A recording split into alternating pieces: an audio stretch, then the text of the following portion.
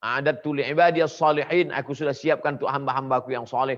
Mala a'yunun ra'at, balasannya yang belum pernah dilihat mata, wala udhunun sami'at, belum pernah didengar telinga, wala khatara ala qalbi bashar, belum pernah terlintas di hati manusia. Ada derajat yang tidak diperoleh oleh orang-orang yang jihad fisabilillah, lebih tinggi daripada orang yang mati syahid, lebih tinggi daripada orang haji mabrur, yaitu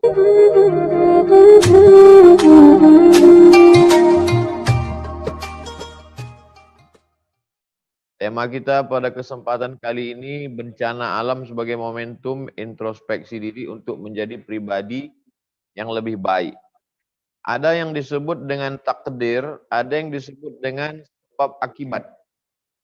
Sebab akibat itu adalah ketika kita ambil pisau, lalu kita potongkan ke urat nadi, lalu darah pun muncrat dan kita mati. Maka ini hukum sebab akibat. Orang yang penuh dengan kesadaran, lalu dia pergi ke tengah jalan, lalu lintas hiruk pikuk, lalu dia ditabrak truk, pecah kepalanya, mati dia. Hukum sebab akibat. Nah, apakah bencana, kita ambil sampel contoh banjir. Apakah banjir itu sebab akibat? Sebab dari perbuatan kita, efek dari suatu perbuatan itu muncul suatu masalah. Maka lahirlah banjir bandang. Nah, ini perlu dianalisa lebih dalam supaya kita tidak terkeliru. Jangan sampai banjir akibat dari perbuatan manusia dengan penuh kesadaran, tambang liar, mendapatkan izin, lalu kemudian penebangan hutan. Lalu setelah terjadi, orang dengan enaknya saja enteng berkata, mari kita beriman kepada takdir baik dan takdir buruk. Ini pembodohan. Agama itu bukan opium seperti yang dikatakan Karl Marx. Nanti membenarkan ucapan Marxisme bahwa agama itu hanya opium saja. Ditebang pohon dengan penuh kesadaran. Otomatis kalau pohon sudah ditebang, hutan gundul, maka tidak lagi ada akar-akar pohon kayu yang menahan air. Lalu kemudian ketika banjir bandang datang, kita hujan lebat datang, kita kebanjiran. Ketika panas terik, kita kebakaran hutan. Hutan sengaja dibakar. Maka jangan sampai kita membodohi umat ini. Nah, ini semua adalah ulah perbuatan manusia.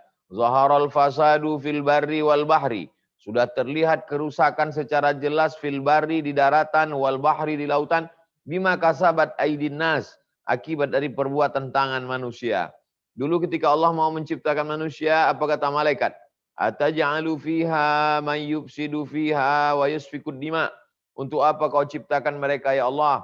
Mereka hanya akan dua. Yufsidu fiha, membuat kerusakan, wa yasfikud dima, dan menumpahkan darah. Ini yang terjadi sekarang.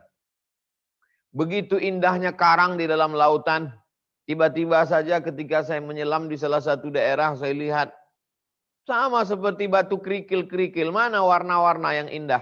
Ini dibom, Ustadz. Orang mau nangkap ikan dibom. Dulu orang nangkap ikan itu dengan jaring, dengan pancing. Sehingga yang terjaring, terpancing hanya yang besar-besar saja. Ini dibom. Sampai cucu-cucu ikan pun mati sekalian. Lalu apa yang akan dimakan oleh anak cucu kita di masa akan datang? Ikan-ikan yang tidak mestinya dimakan, ikan hias, habis semuanya, mati semuanya. Dan tidak dimakan, tidak dinikmati. Andai ikan-ikan yang terapung itu masuk ke dalam kaleng, lalu dikirimkan ke panti asuhan, panti jompo, anak yatim, pondok tahfiz Quran, anak duafa, masih ada positifnya. Dibiarkan mengapung, memutih di tengah lautan. Yang besar-besar diambil, yang kecil. Ini adalah kejahatan yang luar biasa. Maka dalam Islam memang ada maaf, fa'fu wasfahu, maaf berdamai. Tapi dalam Islam ada hukum. Ada hukum yang mesti ditegakkan. As-sariqu, pencuri laki-laki, was-sariqatu, pencuri perempuan, faqta'u aydiyahuma, potong tangannya. Az-zaniyatu, pezina perempuan, waz-zani, pezina laki-laki, fajlidu kulla wahidin minhuma mi'ata jaldah, cambuklah dia 100 kali. Maka Islam tidak hanya sekedar memberikan maaf, marilah kita bertoleransi, marilah kita berlapang dada, tapi juga Islam mengajarkan ada punishment, ada hukum. Dan itu ada pada orang yang diberikan amanah. Uli orang amri urusan. Ulil amri orang-orang yang kita berikan amanah. Saat kita mencoblos mereka, itu bukan sekedar menusukkan paku di atas kertas. Kita dengan penuh kesadaran sudah memilih mereka sebagai orang yang mengurus urusan kita. Bukan mengurus ketika sudah banjir terjadi. bukan mengurus ketika sudah terjadi musibah, tapi mengurus langkah preventif sebelum terjadi. Nah, ini perlu diperhatikan dengan baik supaya umat ini tidak menjadi umat yang jabariyah. Padahal kita adalah ahlu sunnah wal jamaah, berpegang kepada sunnah Rasulullah SAW. Ada ikhtiar, ada usaha. Ada pun jabariyah berserah kepada takdir saja. Terjadi banjir bandang, ya sudahlah, itu sudah ketetapan Allah. Betul. Nah, ini yang fase kedua yang ingin saya sampaikan adalah qul la yusibana, katakanlah segala yang terjadi di atas muka bumi. La yusibana illa ma kataballahu lana, kecuali sudah ditetapkan Allah Subhanahu wa taala. Kita sudah jaga alam dengan baik, tidak menebang hutan, tidak merambah hutan, mengadakan reboisasi, sudah sholat berjamaah, sudah mengajarkan zikir, bersolawat, lalu kemudian terjadi juga. Maka ini termasuk beriman kepada rukun iman yang keenam. Antu minabillah wa malaikatihi wa kutubihi wa rusulihi wal yaumil akhir wa biqadri khairihi wa syarrihi. Ini sudah tidak dapat terelakkan lagi. Ma asaba min musibatin, segala yang terjadi ma asaba min musibatin fil ardi. Segala musibah yang terjadi di atas permukaan bumi. Wala fi anfusikum. Segala musibah yang terjadi pada dirimu. Sakit. Tiba-tiba aja kena kanker. Tiba-tiba aja kena diabetes. Illa fi kitabin. Itu sudah dituliskan di lauhil mahfuz. Min qabli an nabra'aha. Sebelum kami menciptakannya zahir di alam nyata. Maka sesungguhnya kami sudah menetapkannya dalam sebuah ketetapan terencana. Begitu indah rencana Allah yang tertulis di lauhil mahfuz. Allah berkata kepada qalam, wahai pena, uktub, tulislah. Lalu pena pun menulis di lauhil mahfuz. Maka Allah bersumpah di dalam Al-Quran, demi qalam. Nun wal qalami wa ma yasturun. Nun, demi pena dan apa yang dituliskan oleh pena, takdir di atas lauhil mahfuz. Maka dalam kasus seperti ini, tsunami. Tsunami terjadi begitu dahsyat. Ini tidak ada hubung kait dengan kejahatan orang menebang hutan. Tapi dia terjadi begitu saja, ternyata ada lempengan kerak bumi di tengah lautan bergeser. Akibat pergeseran itu terjadilah gempa di tengah lautan. Akibat dari gempa di tengah lautan, maka terjadilah gelombang yang naik ke darat, meluluh lantakkan manusia tepat pada tanggal 26 Desember tahun 2004. Maka ini termasuk dalam kategori ma asaba min musibatin fil ardi, segala yang terjadi di atas permukaan bumi. Tsunami, angin puting beliung, kebakaran, sudah dijaga dengan baik. Makanya dalam Islam diajarkan sebelum tidur malam matikan lampu. Kenapa disuruh matikan lampu? Supaya jangan sampai ada tikus, lalu kemudian tikus ini menarik lampu. Zaman dulu lampu itu dari lampu teplok, kata kami di Sumatera. Di bawahnya ada minyak, di atas ada sumbu. Supaya kalau lampu ini menyala, orang tertidur, datang tikus, ditariknya, tumpah minyaknya, kebakaran. Maka ada usaha, ada ikhtiar. Matikan lampu, kunci pintu. Kita tidak bisa berkata pintu dibuka, lalu kemudian masuk pencuri, dia ambil semua. Dan ketika kita melapor, kita katakan ini adalah ulah kejahatan kita. Kita lebih dulu berbuat jahat sebelum pencuri itu berbuat jahat kepada kita. Suatu ketika datanglah seorang menjumpai Nabi Muhammad SAW. Aqiluha wa atawakal, am utliquha wa atawakal.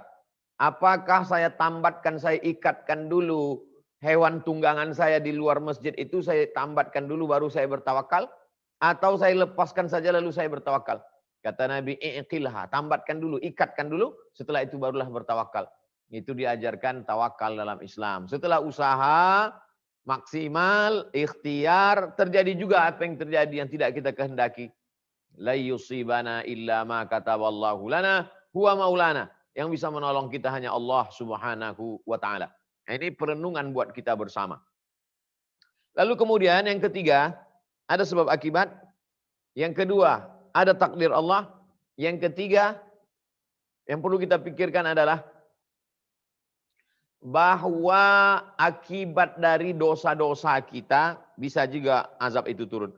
Wattaqu fitnatan la tusibanna alladzina zalamu minkum khassah. Takutlah kamu kepada azab ketika dia turun, dia tidak hanya menimpa orang yang zolim-zolim saja.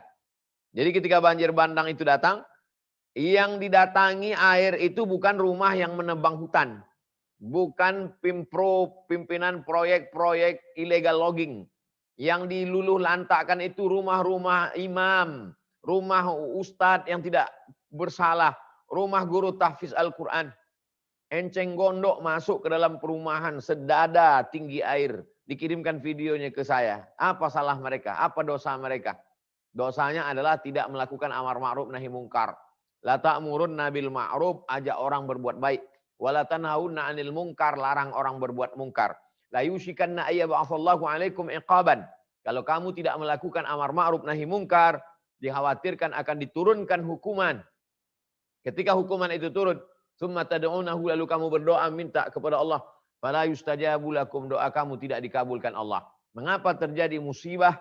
Karena umat meninggalkan amar ma'ruf nahi mungkar.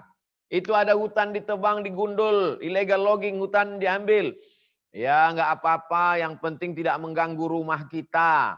Hutan kan masih jauh dari kota. Ribut mahasiswa unjuk rasa. Pak, Ibu, itu ada orang sudah menggali tanah-tanah kita. Mereka mengambil nikel. Ini tidak ada izin dari negara, pemerintah. Ya udah nggak apa-apa, yang penting mereka mau nyumbang. Yang penting mau menolong kita. Toh mereka juga ngasih ke masjid. Tidak ada amar ma'ruf nahi mungkar. Kuntum khairu ummah, kamu adalah umat yang terbaik.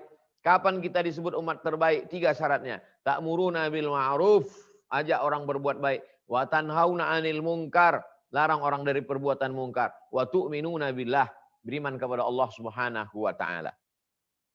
Jadi 3 poin ini menjadi pemikiran perenungan kita bersama. Afala ta'qilun, apakah kamu tidak berpikir?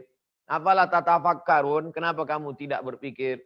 Afala tatadzakkarun, kenapa kamu tidak mengingat, eling tentang betapa Allah Subhanahu wa taala sudah menitipkan ini kepada kita. Inna aradnal amanata 'alas samawat.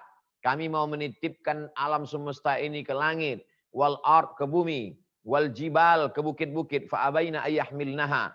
Mereka tidak ada yang sanggup memikulnya. Wa hamalahal insan. Manusialah yang begitu berani untuk memikul amanah ini. Innahu kana zaluman jahula. Manusia itu sifatnya zalim, aniaya, egois, mementingkan kepentingan pribadi. Yang penting dia punya rumah besar, duit banyak, ganti mobil, rumah anaknya, rumah cucunya, rumah cicitnya, rumah mantunya, rumah mertuanya. Tidak memperdulikan bahwa rumah orang akan hancur binasa karena musibah akibat dari perbuatan tangan-tangan manusia yang jahat, yang berdosa. Lalu kemudian dengan entengnya enak saja berdoa, Rabbana fir lana dzunubana. Dengan uang haram itu pula dia pergi ke kota Makkah sebelum Covid, menangis di pintu Ka'bah. Maka sesungguhnya innallaha thayyibun, Allah Maha suci, la yaqbalu illa thayyiban. Allah tidak menerima kecuali yang suci-suci saja. Makanlah duit harammu itu, pakailah duit harammu itu untuk pergi ke Makkah. Maka sesungguhnya haji dan umrahnya tidak diterima Allah Subhanahu wa taala. Kenapa tidak diterima? Mat'amuhu haram, makanannya haram. Mashrabuhu haram, minumannya haram. Malbasuhu haram, pakaiannya haram. Wa ghudhiya bil haram, diberikan suap makanan haram. Anna yustajabulah, apakah mungkin doanya dikabulkan Allah Subhanahu wa taala? Oleh sebab itu ini menjadi perenungan buat kita, berhenti kita sejenak. Yang selama ini sibuk dengan aktivitas kita sampai kita lupa kepada Allah, lupa berzikir, lupa bertetangga, lupa bersilaturahim. Tapi ketika hentakan ini terjadi, maka kita berhenti sejenak. Betapa tidak berdayanya kita. Melihat mobil-mobil hanyut di depan rumah, melihat rumah-rumah penuh, sampai kamar habis semuanya. Betapa kita dikirimkan gambar seorang bapak menyelamatkan anak kecil di dalam kulkas. Kulkas dijadikan sebagai perahu untuk menyelamatkan anak di dalam, anak bayi. Ini semua membuat kita menjadi tersentak dari kegiatan kita yang haram-haram. Yang kita tidak melakukan haram, tapi kita ikut diam terhadap perbuatan haram. Kata Imam An-Nawawi, mengutip pendapat Imam Abu Ali Ad-Daqqaq, as-sakitu anil haq syaitan akhras. Orang yang diam melihat kemungkaran merajalela, kebenaran diinjak-injak, syaitan akhras. Mereka adalah setan-setan yang bisu. Ini perenungan. Mudah-mudahan orang yang masih mau berpikir menggunakan akal pikirannya. Kalau di zaman bencana musibah, orang tidak berpikir malah masih sempat mengambil kesempatan korupsi bantuan sosial, korupsi untuk yang haram. Maka sesungguhnya ini bukan lagi manusia, Lahum a'yunun la yubsiruna biha, mereka punya mata tapi matanya sudah tertutup, tak bisa dipakai untuk memandang.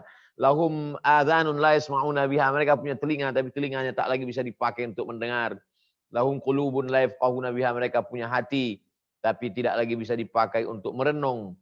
Ulaika kal an'am, mereka ini sama seperti binatang. Balhum adall, bahkan mereka lebih hina daripada binatang.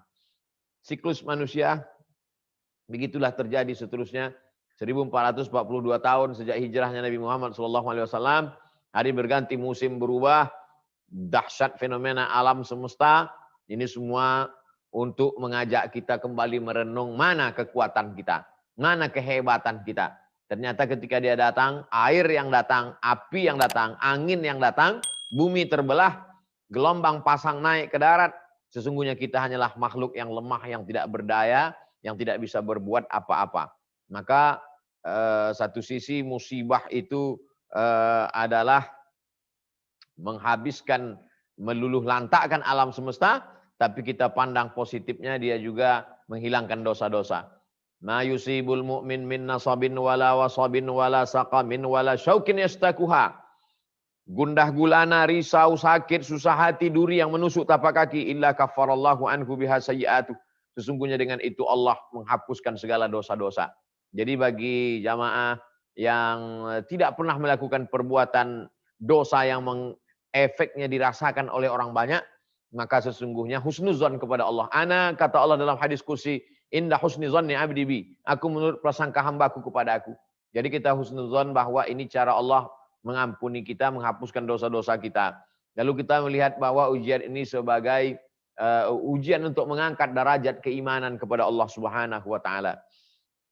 Ada derajat yang tidak diperoleh oleh orang-orang yang jihad fisabilillah, lebih tinggi daripada orang yang mati syahid, lebih tinggi daripada orang haji mabrur, yaitu pahala sabar. Innama yuwaffas sabiruna ajrahum bighairi hisab. Orang yang sabar menerima ujian dari Allah, maka sesungguhnya dia mendapatkan balasan dari Allah bighairi hisab. Unlimited, tidak bisa dihisap, tidak bisa dihitung. Itulah balasan. A'adatu li'ibadiyas salihin, aku sudah siapkan untuk hamba-hambaku yang saleh. Mala a'yunun ra'at, balasan yang belum pernah dilihat mata, wala udhunun sami'at, belum pernah didengar telinga, wala khatara ala qalbi bashar, belum pernah terlintas di hati manusia. Maka balasan-balasan itu diberikan Allah bagi orang-orang yang sempat merenung sejenak dan dia taubat nasuha. Ya ayyuhalladzina amanu, wahai orang-orang beriman, tubu ilallah, bertobatlah kepada Allah, taubatan nasuha, taubat nasuha. Ini belum kiamat alam semesta. Ini baru kiamat isinya sekelompok bagian kecil saja, partikel kecil saja, alam mengamuk atas perintah Allah Subhanahu wa taala. Maka ke depan mesti ada introspeksi diri. Jangan sampai manusia ini lupa. Walaula daf'ullahin nasa ba'dahum bi ba'din. Kalaulah bukan karena manusia ini saling nasihat menasihati, saling memperingatkan. Kalau ada orang yang memberikan peringatan, sesungguhnya dia bukan benci, tapi karena dia sayang. Karena kita satu alam ini seperti orang yang tinggal di dalam sebuah kapal bahtera di tengah lautan. Maka ada orang yang melobangi kapal itu di bawah. Lalu kemudian orang yang berada di atas mengatakan, ya enggak apa-apa, dia kan di bawah.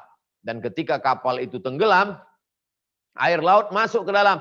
Yang tenggelam bukan cuma yang melobangi kapal di bawah. Yang di atas geladak, yang di atas tiang pun juga ikut tenggelam bersama tiang-tiangnya sekalian. Maka sesungguhnya kita juga di dunia ini sama seperti dalam sebuah bahtera yang besar.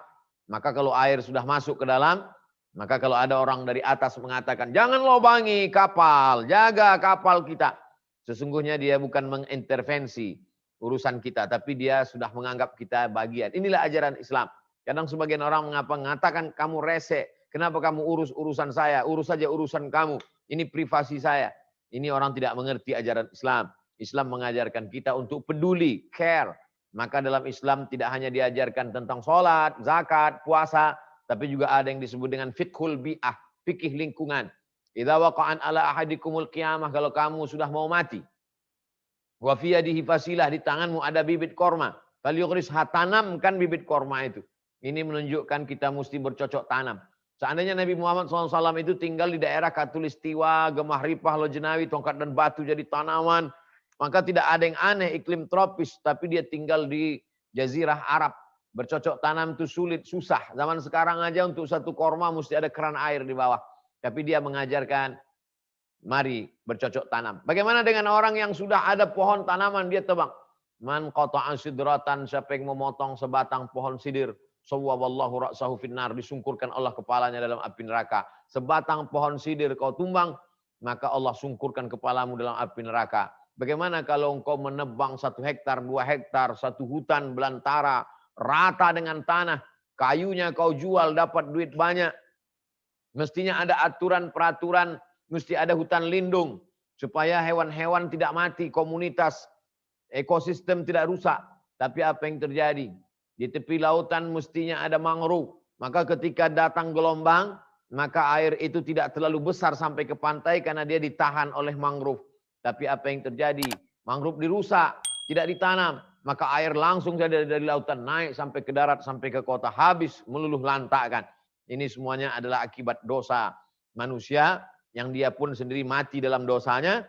Dan yang lebih menyedihkan adalah yang mati dalam dosanya bukan dia, bukan anaknya, bukan keluarganya. Orang-orang yang tidak bersalah pun ikut juga menanggung derita akibat dari perbuatan tangan manusia yang tamak dan rakus tadi. Saya kira itu pengantar dialog kita pada petang hari ini. Pukul 1.55, lebih kurang 25 menit saya sampaikan mukaddimah, mudah-mudahan bermanfaat. Saya kembalikan ke moderator. Terima kasih. Wassalamualaikum warahmatullahi wabarakatuh. Jangan lupa subscribe, like, and share.